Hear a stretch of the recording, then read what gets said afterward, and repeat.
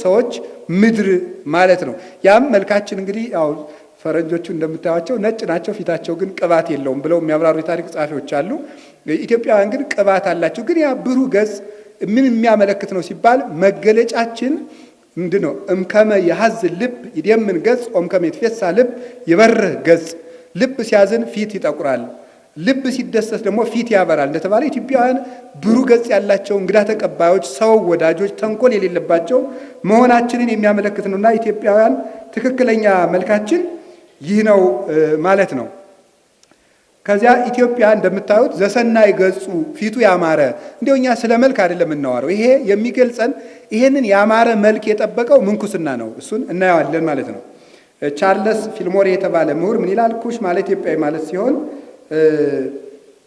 ይኸውም የሚያበራ ፊት ማለት ነው ብሏል። በግዕዝ ደግሞ ማለት ጦብ አማረ ሰነየ ማለት ነው። ጦብ ማለት ያማረ ማለት ነው። ወሬ እግዚአብሔር ከመጦብ ይላል፣ ከመሰናይ ሲል እግዚአብሔርም ያ መልካም እንደሆነ አየ ሲል ማለት ነው። ስለዚህ ጦቢያ ቢል ያማረ ማለት ነው። በዕብራይስጡም ጦቢያ ቱቢያ ማለት እግዚአብሔር መልካም ነው ማለት ነው። እግዚአብሔር መልካም ነው።